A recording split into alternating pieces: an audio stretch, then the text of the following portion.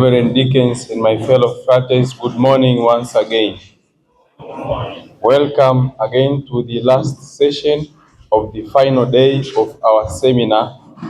And we are being reminded that we prepare our contribution, and our facilitator is going to provide suitable answers for the questions. And directly then, I would like to welcome Reverend Father Gerald Mutarubuko, our facilitator for this session. Welcome, Father. So thank you very much. Time is learning very fast. We are talking about the theological method of Professor Charles Nyamiti, and we addressed the way he goes about it. We said it is a deductive inductive method, and he goes through it by following 3 steps. Selection of a given Christian mystery to discuss, then a corresponding or suitable African category to use in doing theology, and finally a theological reflection in which he seeks to use the category intrinsically, which means that category now is really inserted into the theology. It becomes now an African theological category. And by doing that one, there is identification. And this identification, we said it is analogical and dialectical. So that's where we are stopped. Now we continue because I have to use like 20 minutes and allow you to ask your questions. But if you have a question or a contribution or a doubt, you write it and you give it to me, because I see someone would have said them. It will help me to save time. Now we go in this theological method of Nyamiti. He uses 3 instruments which are also used in almost every theology. These 3 instruments are analogia entis. That is the analogy of being. So if you play in Kibosho and in Tungamo, those who are in Mwenda Kulima, I have nothing I can do. When I speak of the analogy of being, I hope everyone knows what is that. And the basis is Genesis chapter 1 verse 27, where we are created in the image and the likeness of. Therefore in me there is something of God which you can use by removing all the mutarubukwanes. And maybe you may go near to that which is like that of God, because I'm created in his image and likeness. And know God. That is analogia entis, or the analogy of being. That one would not suffice without using the analogy of faith, which is analogia fidei. The analogia fidei is explained as using the link or the connection that exists between mysteries we believe in. There is no Christian mystery which stands alone. It has a connection to other mysteries, which is called the Nexus Mysteriorum. So when you speak of the Trinity, there is no way you will avoid speaking of Christology.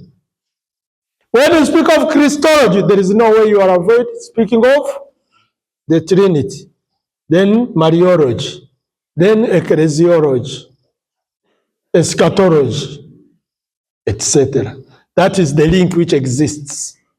So to use analogy in a proper way, you have also to use this link which exists between mysteries. The third instrument, which I can call also a step, is to look for the pastoral relevance, which is praxis. Now you have done that one. You have used the analogia entis. You have used the analogia fidei. What for? That's what we said in conversion when we are talking about Lonergan's statements on theological method. It is for pastoral praxis. Go back to my statement. There is no theology which is not practical. That's why we do theology. It has to have pastoral relevance, and it has to enter into the praxis of the people. This theological method uses two sources, but I spoke about sources yesterday.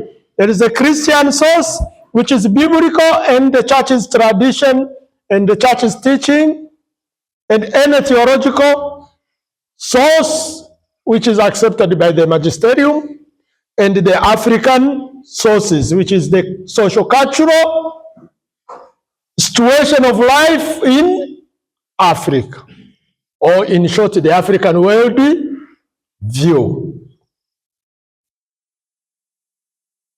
Those are the sources. I spoke of them yesterday.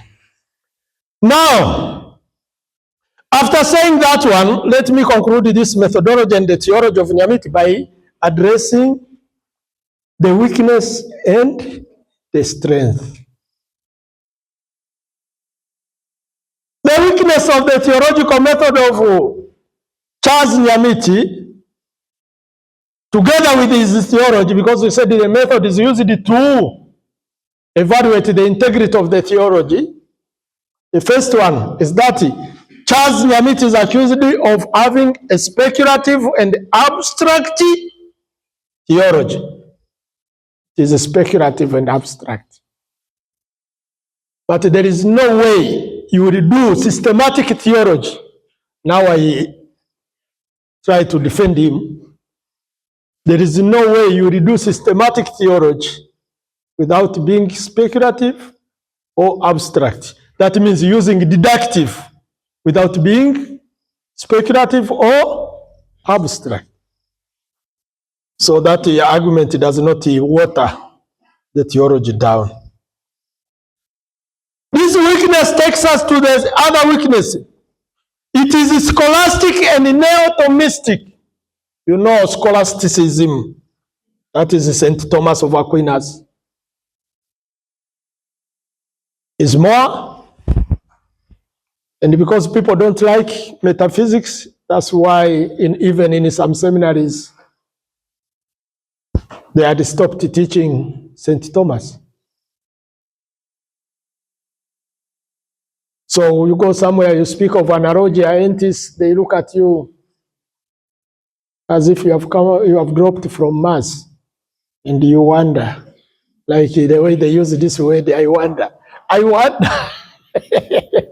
You have heard it several times, I wonder. So it is scholastic and neo-Thomistic. But this weakness does not discourage us, because we are not living in an island. And there is no way we will have only one way direction. It is a communication and a dialogue. So we will get something from outside and we will exchange, we will give them. So there is the influence of Western theology. We can't deny it. Even the language I'm using here is Western.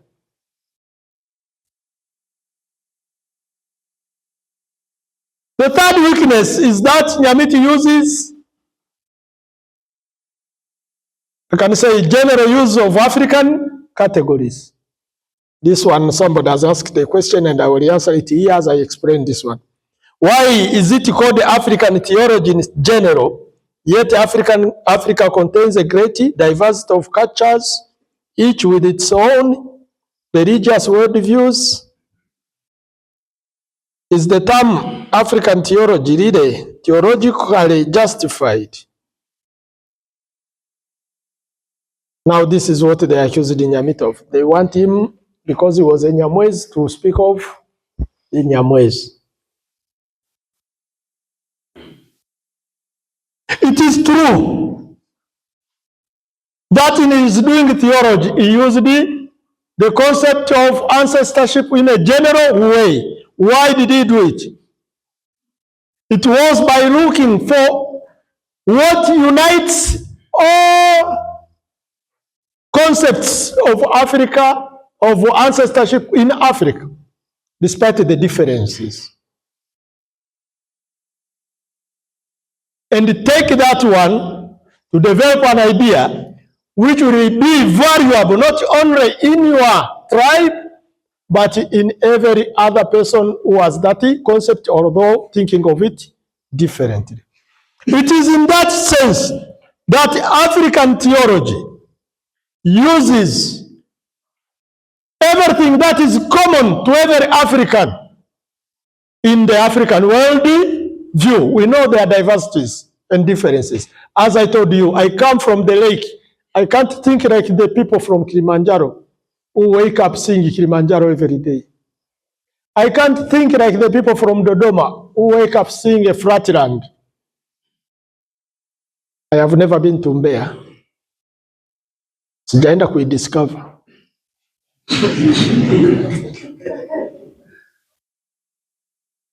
But still, if you are keen, you will get something which is common everywhere in what is called Africa. So, forgive me. For example, the concept of Hutu. Although those who are not Bantus will have another way of saying it. Hutu is a general concept. Say Hutu, Buntu, Ubuntu, Munu. So those who are not Bantus, they know how they address humanity. Can you limit this concept of humanity to one tribe or to one country? It's general. In Africa, we consider being human is the essential and the basis of every good act, every spirituality. And you base there, then you have. So that's why it is addressed in a singular. It is justified to be called theology because it addresses the issue of revelation, because revelation is one which is central. Have I answered you, sir? No, fratelli. So the justification of calling it the African theology is because what is discussed is based or is centered in revelation. But we interpret what is revealed by using the African category. So the general use of African category is accepted. Moreover, a value is a value, regardless of where it comes from. Value haina mipaka, sijui mnanielewa. Kwa tukisema wema wa Kiafrika hauna mipaka, ni value. Vinginevyo ikiwa na mipaka sio value, and the use of the value is universal. That's why we spoke of the importance that African theology has something to contribute to the world, is global, because the value has no boundary limit. What is good here is good everywhere, be it in Africa or in Europe or in Asia. It is good. It is a value.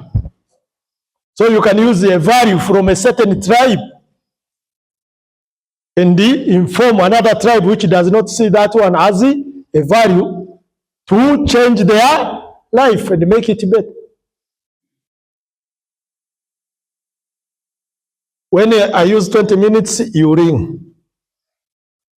For example, when we were in Kibosho, there was a lot of senene in our time. In my culture, we use senene as a delicacy. But for some people, So the rector now had already taught in Ntungamo, so he knew how the senene tastes. Although the senene you get from the grass tastes different from that which is not caught from the grass. Because when you catch it from the grass, it comes with the flavor of the grass, and it has eaten some grass, so you eat it. So it has another flavor. But nowadays, when we get it with technology, it tastes a bit different. So he told the people, you see these people from Bukoba, they don't get sick because they eat senene. He was trying to convince the seminarians to eat senene. And the people tasted senene. We had several sacks of senene. I tell you, my friend, Those people hate senene more than we do. Mpaka siafu wakawatembelea vyumbani. Kwa sababu hawajui utaratibu. Sisi tunajua kwamba ukila senene ukarusharusha vitu ovyo ovyo utapata ugeni wa siafu. Kwa hiyo siafu walishambulia vibaya mno, hasa kwenye bweni la Sayuni. Kwa wale wa Kibosho wamenielewa. Kama hujasoma Kibosho, nikwambia upumzike kwa amani. Hapana. So you can see, senene is a great source of protein. Moreover, when you eat it, you reduce the problem. Ndio niligundua kumbe walioleta tabia ya kula senene walikuwa na akili sana. Kwa sababu sisi seminarini Kibosho tuliwala hawakuharibu mazao. Yaani bustani haikuharibiwa. Lakini kule kwingine ambako hawakuwala wanasubiri serikali waletee dawa wapulizie, walikula mahindi wakayamaliza. Kumbe ndio maana wazee wote walikaa wakaona senene kuliko kuhangaika nao ni kuwala. Sasa hawana muda wa kula mazao kwa sababu mnawakimbiza tangu asubuhi mpaka jioni. Na ikifika jioni wanaondoka. Sasa hiyo utasema kwa sababu haya ndio wanakula senene, mimi sio Msukuma, lakini una upungufu wa protini na una chanzo kingine cha protini. Unasema mimi sitaki senene kwa sababu ni za haya, kwa unapunguka. That is what I call intellectual conversion. Ni naivety. So the value is a value. Nimetumia hiyo kama chakula kwa sababu na chakula ni utamaduni, si ndio? Chakula ni utamaduni, ndio maana ukienda kujifunza lugha Ulaya, kwa mfano Italia, watakufundisha na kula pasta. Na utaanza kuwacheka wazungu wengine ambao hawajajifunza Kiitaliano jinsi wanavyokula pasta. Kwa mfano Wajerumani wao wanajuaje Roma huyu ni Mjerumani? Wanajua anakata pasta na kisu. Pasta iliwi na kisu. Unazungusha hii. Alafu unaibeba, alafu kama ikining'inia usione aibu, unafungua doa hivi na idondosha hivi na shuka. Alafu unaramba au unaifyoza. Unajifunza kwenye kozi ya lugha na kunywa wine. Kwa sababu wine ni sehemu ya chakula kwao. Na sababu ipo kwa sababu maji yana madini mengi ya calcium. Na wine inasafisha, lakini sio kunywa debe. Wine inasafisha. Ukitaka kuona uangalie sehemu ambayo imekuwa na ukoko wa hayo madini ya calcium, mimina siki au wine inayeyuka yote. Kwa hiyo wana avoid kidney stones na yale yote yanayosababishwa na kuwa na hayo madini mengi kwenye maji mwilini kwa kunywa wine. Kwa hiyo ndio maana Mediterranean culture wine ni sehemu ya mlo. That one is the weakness. Now we go to the strength and then I finish. So my brother, I have answered you.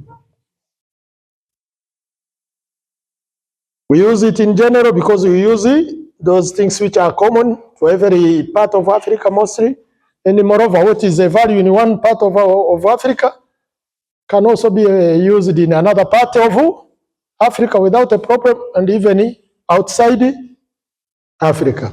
We justify it to call it a theology because the main source of what is discussed is revelation, which is Christ-centered.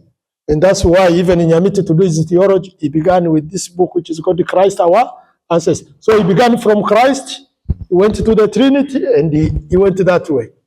So Christ is the focal point. Strength. The methodology and the theology of Nyamiti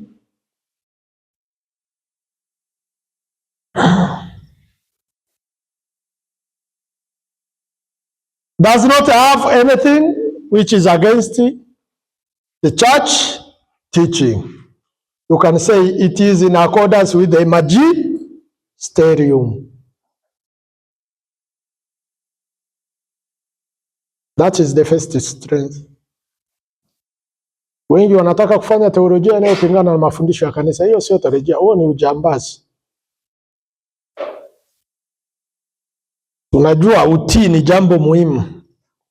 Na nyie na mashemasi wameshaahidi utii, si ndio? Umeshaahidi. Sasa umeshaahidi utii, hakuna aliyekulazimisha. Ulikuwa hujalewa. Ulikuwa na akili timamu. Sasa kwa nini ukishakuwa uanze kupingana nalo? Sasa kwa sababu uliahidi utii. Na sisi ukishakuwa Mkristo Mkatoliki kuna mambo mengine unayoahidi na ambayo utaendana nayo hata mara nyingine mawazo yako yakiwa yanaenda kinyume. Kwa hiyo hata kama wewe mtazamo wako uko hivi, kama magisterium inasema hiyo ni si sawa, si sawa. Na utii wenyewe, acha niwaongezee, unaendana hata kufuata taratibu za kiliturujia, ule utii tunaowaahidi askofu. Kwa hiyo ukisema mimi niliahidi utii wa askofu ni kukubali tu kwamba akinihamisha niende. Hamna. Kufuata taratibu zote na sheria zote za kanisa, pamoja na hasa zile za liturujia, kwamba kanisa inasema tufanye hivi, wewe ukienda kwenye liturujia usifanye vingine. Ukifanya vingine umevunja kiapo chako cha utii. So we continue. That is the first. The other one, because it is deductive and inductive, it is balanced. Kwa sababu inachota huku, inachota huku. It is balanced.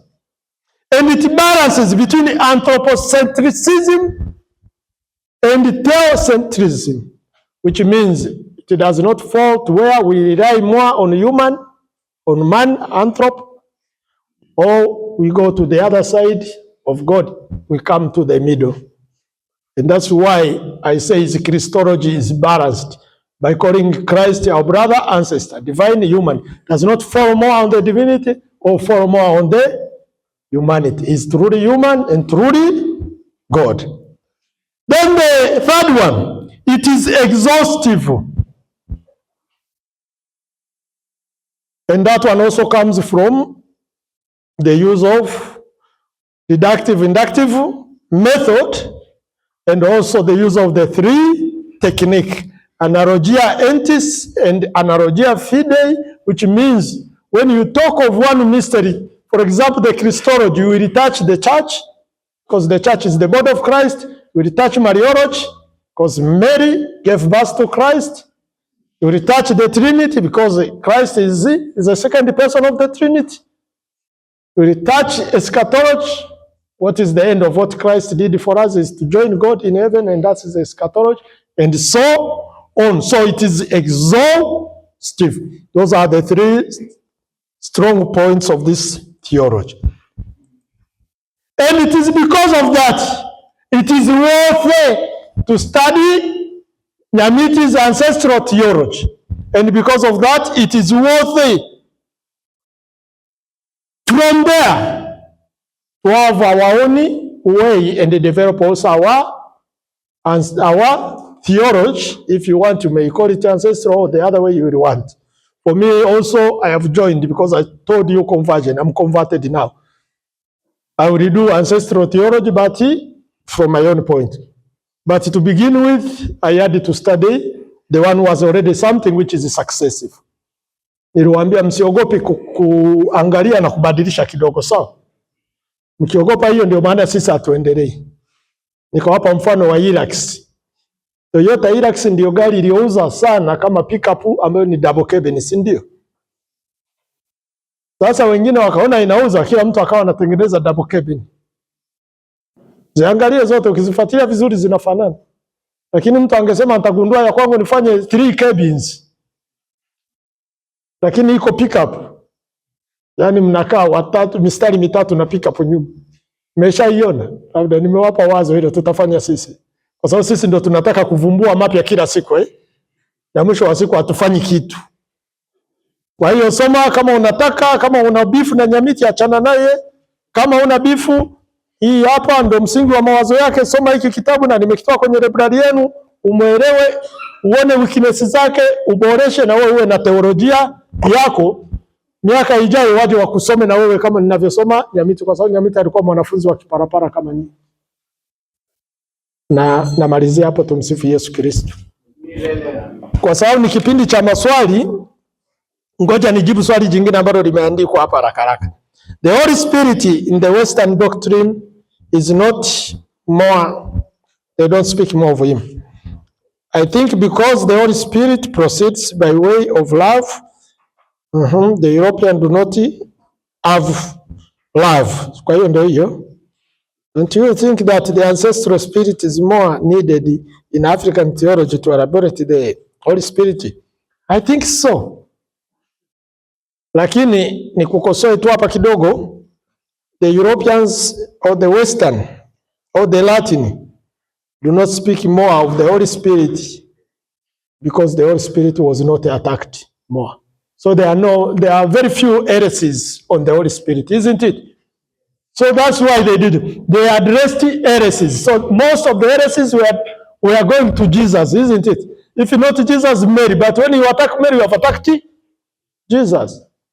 So that's why they didn't speak more on Jesus. But you are in the Roman Catholic Church, so you are counted under the Latin Rite, so you can develop more on the Holy Spirit, and you join me on talking of the Holy Spirit as the ancestral spirit, but when they correct me, I will change. So it is right to call him like that. But don't put much that when you get to the Holy Spirit, now you speak the language which people cannot understand. Because we know Pentecost was the reverse of Babylon. Babylon confused the language. Pentecost, people could speak and the people understand. And that is the language of love, because the language of love everyone understands. Unadhani mtu ana ni bubu au asikii, alafu ana mpenzi anampataje?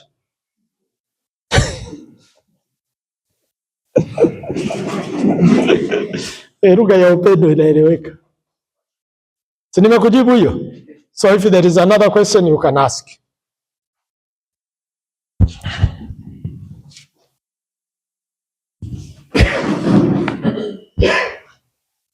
Okay. Dear Father, Sister, Deacons, and my fellow prayers, good morning.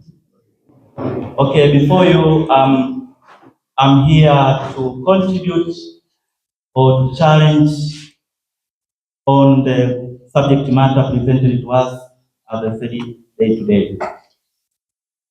For me, of course, what here I can start, or it can be my starting point, is concerning the concept of early African theology, which was very much focused on bridging gap between Christianity and the African traditional religion, like the role of ancestors and the veneralization of the Bible. And before going further, explaining concerning the theological understanding of this phenomenological that are presented, is to go and to give some examples concerning the literary impacts that have been made into our African context. Like theologians, African authors like Chinua Achebe, Ngugi wa Thiong'o, someone called Oyinka and others, have given out their African literature attributing to African identity. But many of them have been explaining this subject matter, like they say, to rethink or to define African identity. For me, what I can say, African identity cannot be redefined, but can be reshaped. This is why. Because African identity, it is fundamental identity. It is fundamental, it is ours, and it is natural. So, when we go further studying concerning these issues about the Eurocentric doctrines, we contextualize the Eurocentric doctrine. This cannot completely be centralized, as we hear from the former Attorney General of the Republic of Kenya, my friend of knowledge. My friend of knowledge is called Lumumba, Patrick Lumumba Professor. He's saying there are persons who are called into question that being a lawyer is not among them. So some people are calling them as theologians, but cannot be identified as theologians if we don't speak the reality of our identity concerning Africa. And also my friend of knowledge, I think was born 1940s, called Benedict Buyo. For those who are well equipped in these issues concerning African phenomenology and understanding of our identity, he wrote his book which called African Theology in Social Context in 1960. He is trying also, because the man is from Congo, from Zaire, and the professor, he died in 2023. He was a professor of Netherlands University, University in Netherlands. So, he wrote many things concerning the identity of Africa. And that book, of course, he wrote in German and was translated in English by also another doctor who was called John Hoying. So under that circumstances, what you can say is to identify our dignity as Africans, to live with them and find out on how we can reshape our identity so that we can find and we can find the solutions toward ours. Also, here, if we go to the book of also my friend of knowledge, it's called the Reverend Professor Lawrence Magesa. In his book of African theology in 21st century, called A Call to Baraza. I think, Father, you know. The title is Call to Baraza. He is referring to the first and the second synod of Africa, discovering the teaching of first and the second African synod, the renewal of the church in Africa. So, if of course you have that tendency of going further, you can find out on how the multilingualism of intercultural Africanism can be affected directly or indirectly when we come to the intercultural Africanism. This is what we call the bilingualism of the signified dignity in which every human being can possess. Under that circumstances, I would like to call upon you, my brothers, on how we can have that tendency of going beyond learning and understanding, discovering and rediscovering the new ideas without depending much on the Eurocentric doctrine. That should only help us, because also Bethany wrote a book which is called The Foundation of African Ethics. Is comparing it with the morality of Western theology. So how can you use Western theology? We use them, we take them to learn. That's why we got something what we call SWOT analysis. SWOT analysis, S means strength, to identify our strength. W means weakness, to identify our weakness. O means opportunity, and we compete with threats. So even when you make your personal assessment, make sure you go further into SWOT analysis. Where is my strength? Where is my weakness? Where is my opportunity? And where is my strength? That's what Nyamiti did it, but he only used the strengths and the weaknesses. He didn't go to find out opportunities. Of course, it's fun, but it was too nepotic, because he was basically in Africa. Of course, it was good to defend our identity, but we must make the comparative advantage when we explain between the Eurocentric doctrines, views of morality, compared to ours, which is Africa. So under that circumstances, I would like to finish by saying, please, dear brothers, being a priest, it is a very nice vocation, a call of pride. But being beyond the priest, it is very important and it is very necessary. Because some people, if you become a priest or a seminarian, you say, okay, I'm now a seminarian, if I become a priest, it is enough. No, the world now is in need. We need to work more than our priestly life, because the society will change, the world has changed, we are in the modern world. Thank you very much. So, thank you. At least now I see, I will go back home happy at least, even if you, the rest, don't do the rest, I know I have an African theologian. Yeah, thank you very much. I have an African theologian to come back. I would like to say that I didn't speak of the contribution of the theology of Nyamiti due to time, but his theology, because I said he uses the general African categories, goes beyond Africa, so its value is universal. So I would like to address the issue of saying that it is nepotic. No, it goes beyond. It is not nepotic, but it is universal and exhaustive. So if there is another one, thank you, but for the contribution, and at least I know somebody who is critical is there, and that's what you have to do. I know when he said you have to study, you read some laughed. But it is good that one of you speaks that one. Books are there to be read. This one is Bantu customs in mainland Tanzania. It is old, but what is written here, most of us do not know it because we no longer do it and we have forgotten it because of the impact of globalization. But it is Bantu customs in mainland Tanzania. You can read this and you know what your culture does. This one I have already said. And this one, African theology, the contribution of pioneers. I didn't speak of the question who much. I only spoke of Nyamiti. But there are many African theologians. Thank you for adding Benezet Bujo. He also taught in Kwea. When they began Kwea in 1984, he was there.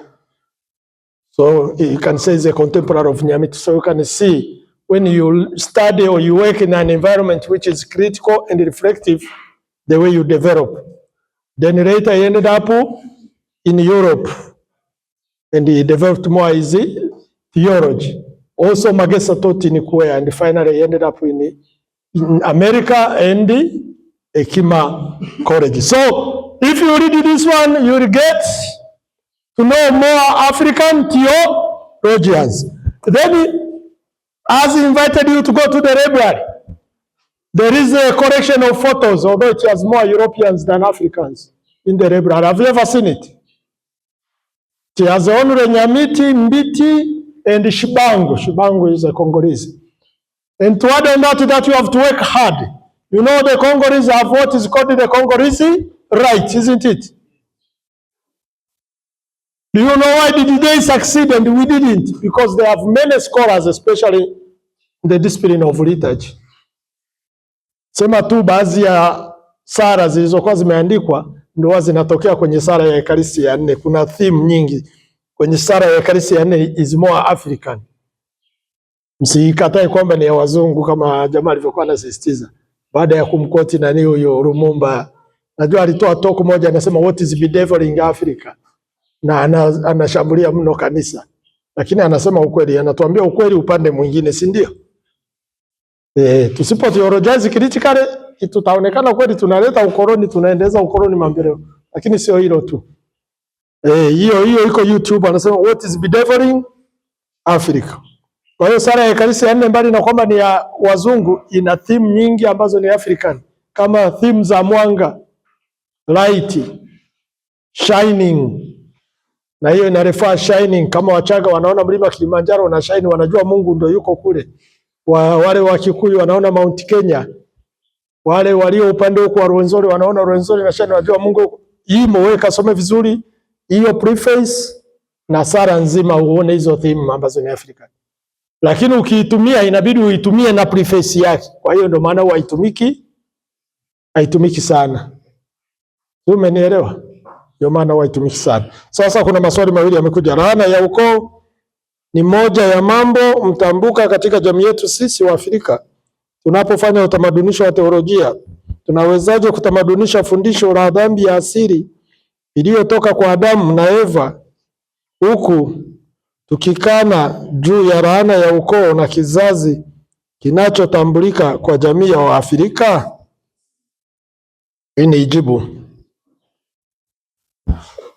Ishu ya dhambi ya asili iko katika kila utamaduni, si ndio? Lakini kwa sababu ile special revelation inatokana na Jewish culture, ndio maana tunachukua ile myth ya chanzo cha hivyo dhambi ya kwao kama guideline, si ndio? Lakini ukienda katika kila tamaduni kuna maelezo ya dhambi iliingiaje ulimwenguni, si ndio? Sisi Wahaya ya dhambi ilikuwa ni kuiba ng'ombe. Yaani tamaa. Na si ndio tamaa ndio dhambi ya asili. Ilikuwa tamaa kwa sababu anasema mtu alienda kuwinda mbwa wake akaingia kwenye shimo. Alivyomfuata akatustukia yuko kwenye ulimwengu mwingine. Na ulimwengu mwingine wakampa ng'ombe na ulezi. Kusudi anywe maziwa azonge ugali, kwa sababu chakula cha msingi cha upande wetu ilikuwa ni ulezi, ndizi zilikuja baadaye. Sijui mnajua, sijajua zilitoka wapi, tafanya research, lakini zilikuja baadaye. Sasa lakini alivyorudi kwa watu akawaambia huko jamaa, yani ana ng'ombe wengi lakini amenipa ng'ombe mmoja.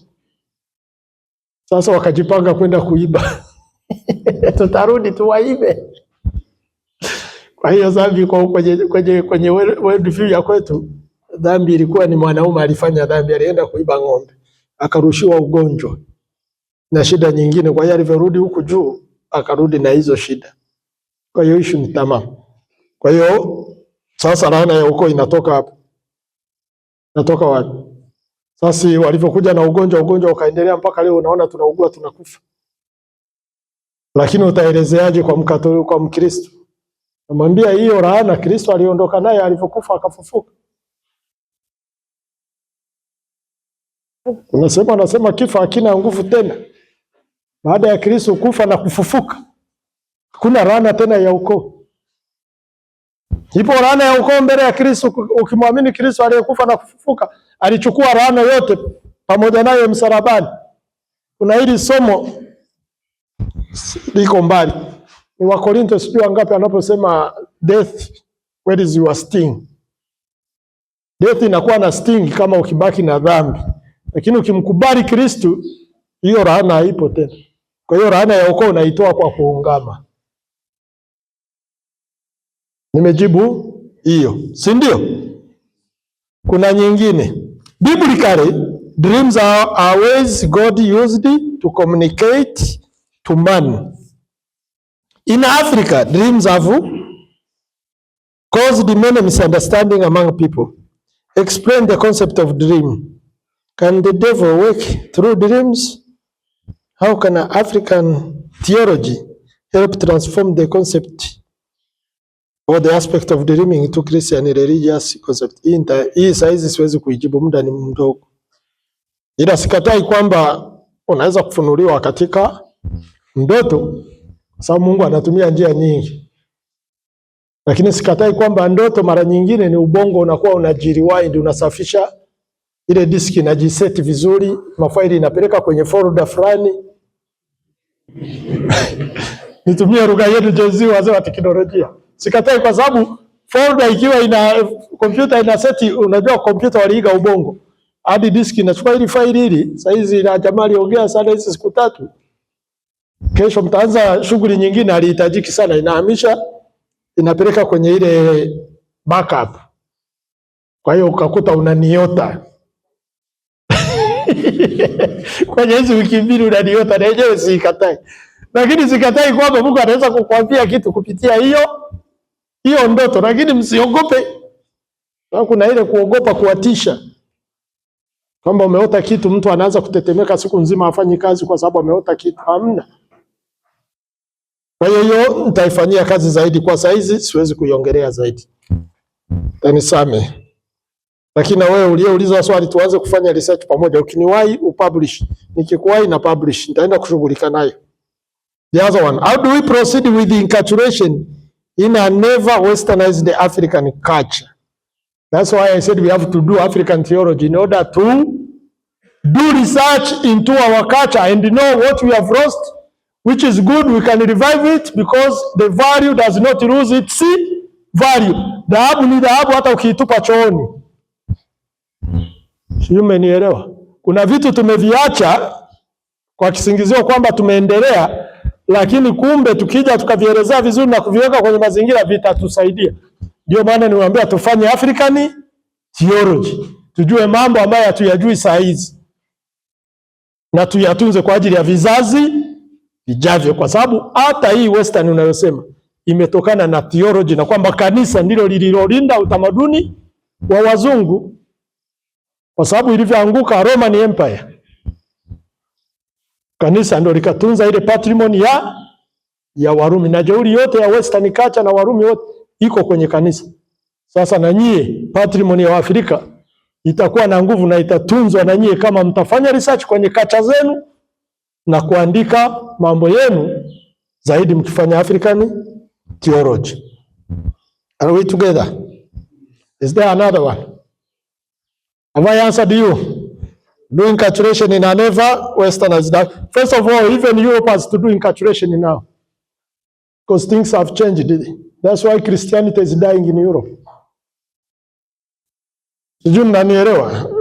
Mkienda kufanya utume Ulaya, ndio mtajua kwamba na Ulaya inahitaji enculturation saa hizi. Sio Afrika tu. Wali enculturate Christianity ikawa kacha yao, lakini wakabaki na hiyo bila kufanya enculturation, kwa sababu maisha yanabadilika. Wao bado wako hiyo miaka ya nyuma, ndio maana saa hizi makanisa yanabaki matupu. Wana wenyewe wanapaswa kufanya enculturation. So we can do enculturation even when everything becomes Western. And moreover, let me tell you, it is not only that we look at them, they also look at us. I told you the story of the students, 25 students of theology. They came here to learn how to be the church using the small Christian community so that they may adapt it and use it in their context.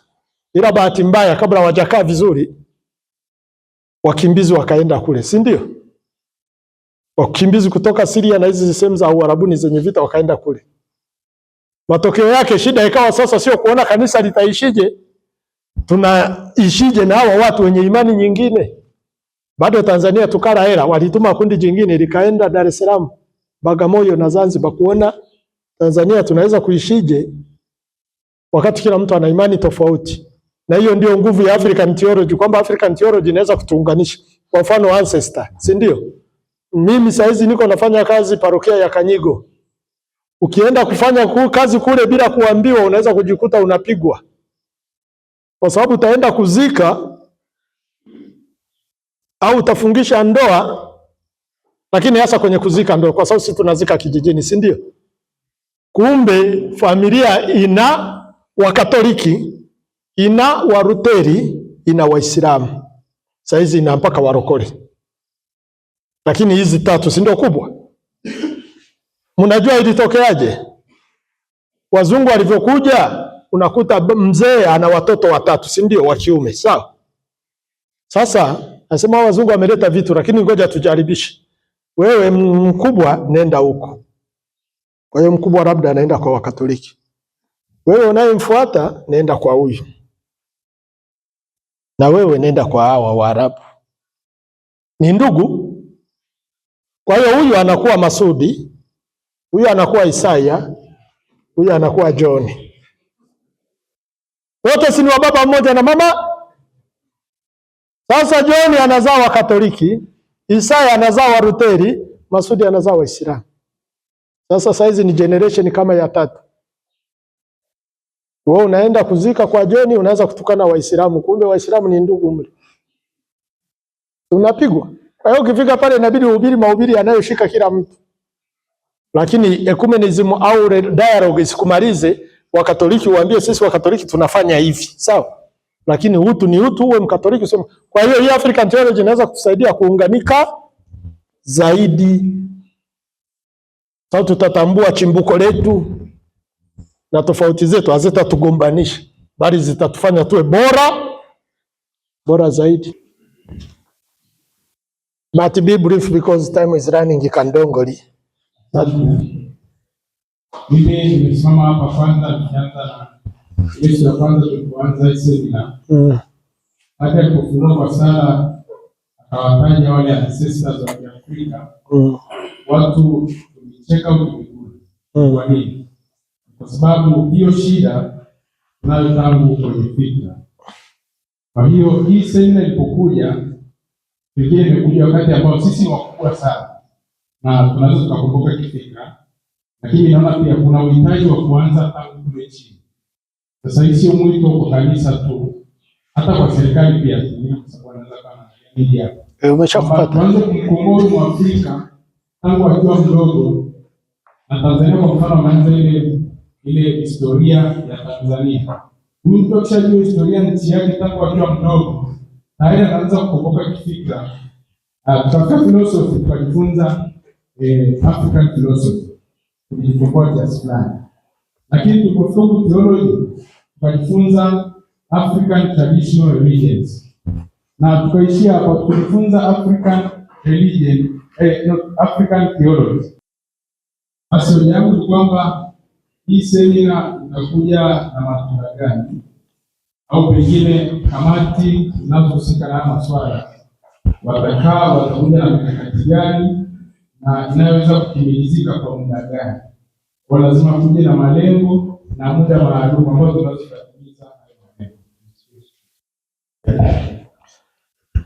Basi asante sana, na hapo kuna hilo swali lilikuwa linakuja kama hivyo.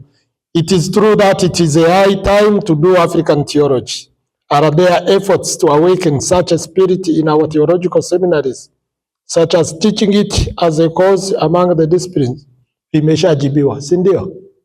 Look at that catechism of the Catholic Church and say that during your age, when you're growing up, you are very much submissive to that catechesis that you used to get from the missionaries.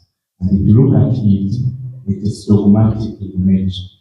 And the theology that are given those catechesis are more Western than African. And that is why I can say that we are having now a problem with addressing issues to do with the incarceration. Like, for example, look at the coming of the charismatic, and also addressing problems to do with the Shirikina and such like things. What is your view in introducing the African theology in reinterpreting the catechesis that we are giving to our kids, so that it can really enter into their spirit and truly understand their faith, to avoid this syncretism that is going on day in, day out? So thank you for your input, and to inform you is that there is a diocese which has such a catechism which is updated, the Diocese of Songea. Sindio? Wanaka kitabu kadogo kakufundishia watoto, lakini kana reference kwa ile catechism kubwa. Kwa hiyo ndio kusema catechism yao wamefanya nini? Wame-update. Hiyo ni information labda wanawasongea. Wengine hatuja update. Ni uzembe wetu, na ndio maana nimekuja hapa niwape nyie sera. Mkienda kwa maparoko mpushi wa update, mkishindwa kupushi mkiwa maparoko, mkiwa maaskofu, kwa sababu humu kuna maaskofu wengi, mu update. Kwa sababu catechism, kwa mfano niseme sisi kwetu, na ndio maana nimejua hiyo kwa sababu nimepewa kazi hiyo. Ndio maana nilijua tunaenda kukopi wapi. Ndio maana nikajua ya Songea. Na sisi catechism inayofundishwa ya watoto nyingi ni ya Papa Pio wa 10, haijawa updated. Ni ya zamani mno, mambo yamebadilika tangu miaka hiyo. Then another thing, you have said it is Western. No, it is Christian. It is the source of theology. You have to take it and accommodate it in your culture. What is more Western is the canon law. Hiyo ndo more Western, it is a Roman. Lakini sio hiyo tu, hata sheria za nchi ni Western. Kwa hiyo kazi tunayo kubwa, lakini tusikate tamaa. Roma haikujengwa kwa siku moja. Hata sheria za nchi ni European, ni Western, na zenyewe sio Western tu, ni Roman. An example is for example, in a Roman law, consent makes marriage, isn't it? But in African, sema sawa nakupenda. Kupenda tu sasa. Ni wewe tu bwana, ukutu una msururu kibao. Lakini sisi kwetu wazungu walitambua kuwa hiyo haitengenezi ndoa, walikuwa wamezuia vitu fulani, wakaona ndoa nyingi zinaharibika, wakauliza watu, mbona zile zinazofungiwa kanisani ndizo wanatengana, hizi za kijijini hawatengani huko mwanzoni? Kuja kujua kumbe sisi kulikuwa na utaratibu wa kifunga ndoa wanapakwa mafuta. Hiyo haijafanywa incarceration. Sasa kumbe kwenye mila yetu kule kupaka mtu mafuta ndio ndoa inakamilika. Kwa hiyo mtu akishapakwa mafuta na mke wake, aoi mwingine na aolewi na mwingine. Mwanaume akiita kuoa mke wa pili, hapakwi tena mafuta na huyo mke wa pili wanampaka na mkuki wake. Na hiyo ukija kutafsiri kikatoliki ndio kusema kwamba kimsingi hata Kiafrika ndoa ya kwanza ndio ilikuwa na thamani, kwa sababu mwanaume akishapakwa mafuta hapakwi mafuta na mtu mwingine. Sijui umenielewa? Lakini hiyo yote utaijua ukiwa umefanya research kwenye utamaduni wako, umezama vizuri huko na umezama vizuri kwenye mafundisho ya kanisa. So the catechism is Christian, not Western. Though we get it written in Western language, so the expressions will be Western. You either get it in Latin or in English if you are on the side of the Anglophone. Tunaomba mtuongezee kwa sababu kuchelewa mnachelewa, alafu sasa mnatukata haraka. Kama kuna swali jingine mtu auliza haraka haraka. Tuongezee kama muda kidogo. Au sio? Wewe ni shemasi wewe.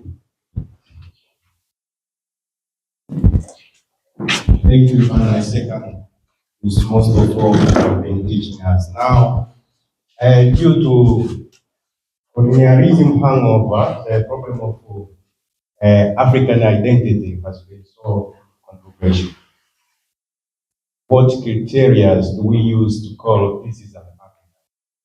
Some rely on race, some rely on a place of residence, some rely on culture, and some rely on both race and the place of residence. Please help us to identify at what situation we call this is an African. We will go to its source. The source may be here, though it may be in Europe. And that one will do anthropology to get it. Are we together? If he's an African, then because originally it comes from here. If it is an idea being dealt with somebody who is not an African, even in Europe, but the idea comes from Africa. So it is from the African world view. That is the criteria. But that one should not confuse you, that you make only the ideas which are tradition. That one will be going back to the archive.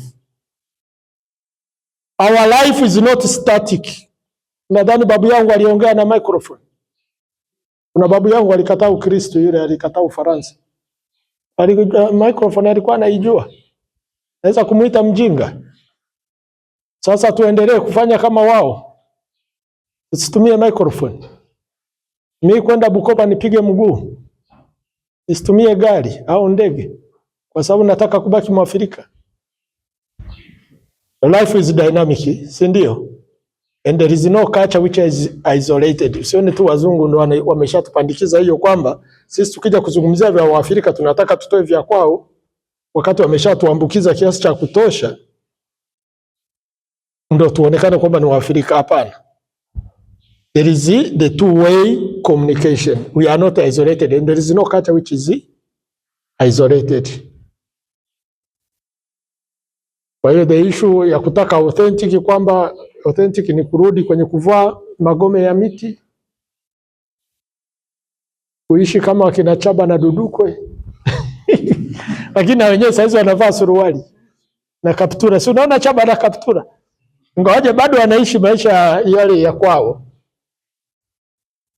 lakini anavaa kaptura. Na saizi ana TikTok na anapiga hela na itawasaidia. Nilienda huko, nilitamani kula sana nyani. Ngoja nipite kwa sababu kwa Wahadzabe nyani ni delicacy. Ni ya mheshimiwa na mimi walinivalisha. Basi bahati mbaya walikuwa wamekamata digidigi tukara. Wakawa wanasema wao wakila wali na mambo mengine wanaugua. Ni kweli mwili wao hujazoea.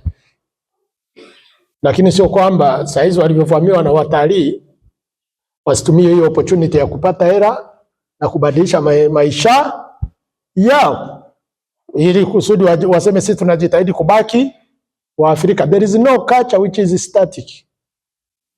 Culture is dynamic because it has to deal with life. Na language ni dynamic, inabadilika. Na ndio maana saizi hata Kiingereza chenyewe cha wazungu ukisema sponsor saizi kwenye ubatizo wanakuelewaje? Sasa wale wanaongea Kiingereza kama Wakenya. Sponsor ni mtu ambaye anapenda wasichana wadogo wadogo, anawapa hela. Sasa wewe unakuja kwenye ubatizo unasema who is your sponsor? Ndio maana hata hiyo lugha ilibadilika, hamna cha sponsor tena.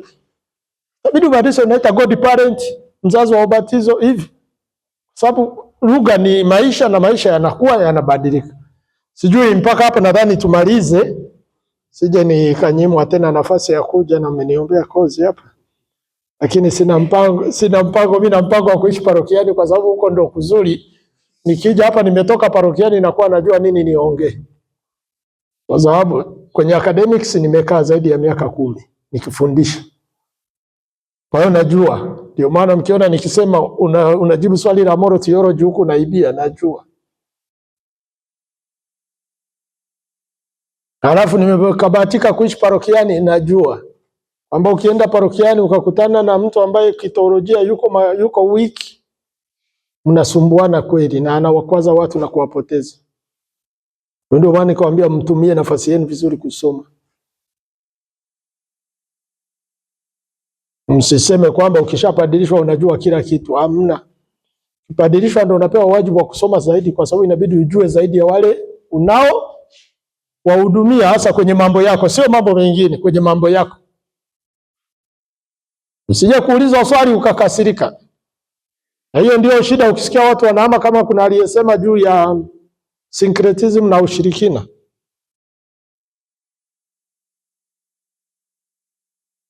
Ni kwamba wanakosa maelezo sahihi, wanapata ya rasharasha. Lakini mbali zaidi tulichoenda saizi, nilichokuwa naogopa ni kwamba na sisi tutaanza kuhubiri prosperity gospel ambayo si sahihi kwa Wakatoliki. Prosperity gospel ndio mnahubiri kusudi mpate zaka, mpate sadaka iongezeke. Ni prosperity gospel inaongelewa. Saizi badala ya kuevangelize watu wanatafuta hela. Sasa unadhani kanisa halitaanguka? Lakini hela tunahitaji. Lakini je, ukiwaeleza kama niwaeleza kwamba mlete sadaka kusudi sadaka yenu iunganike na ya kwangu, sala zenu ziweze kusikilizwa? Ndivyo kanisa inavyofundisha, hiyo sio poto. Wakileta walete, wasipoleta basi. Kanisa halitumii nguvu. Sasa it's a soft power. Lakini soft power ina nguvu zaidi kuliko mabavu. Ndio maana kama mjui, acha niwape kasiri wakati tunamaliza, watakuwa wanasikiliza hata wengine. Na hii warau ninajua. Mataifa yote makubwa yana uhusiano mzuri na kanisa. Kwa sababu inaposhindikana ile ya kutumia mabavu, wanapita chini ya meza wanaenda kuambia mtu saidie. Alafu kanisa linafanya na linakaa kimya. Alafu nyie mnaona mambo yanaenda, mjui nani ametuliza.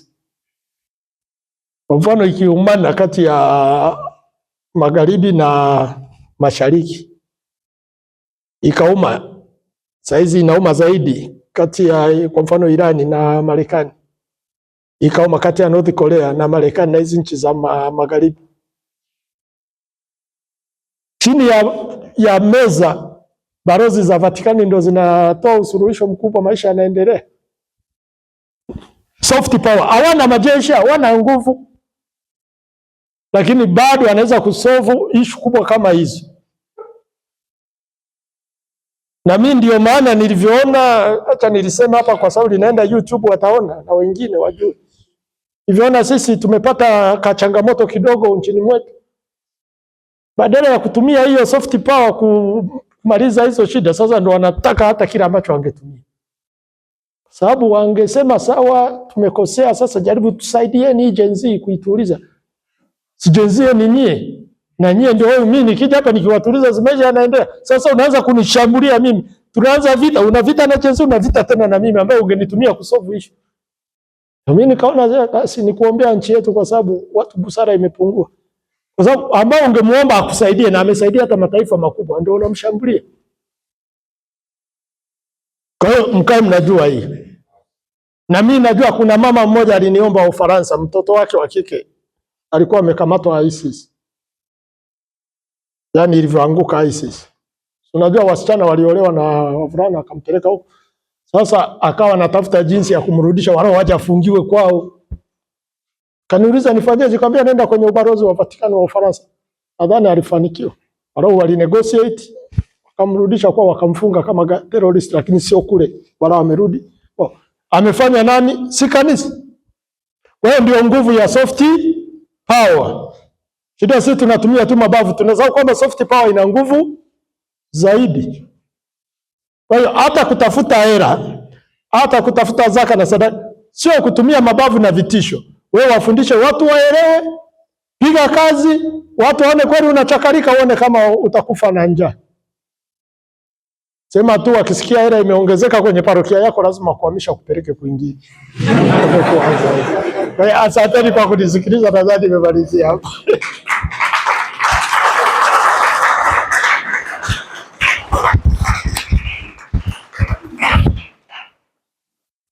Reverend Father Honest Lubuva, the in charge of studies of our seminary, Reverend Father Gerard Mutarumukwa, our facilitator. We kindly thank you for what you have been sharing with us since the beginning of the seminar on African theology to this third and final day.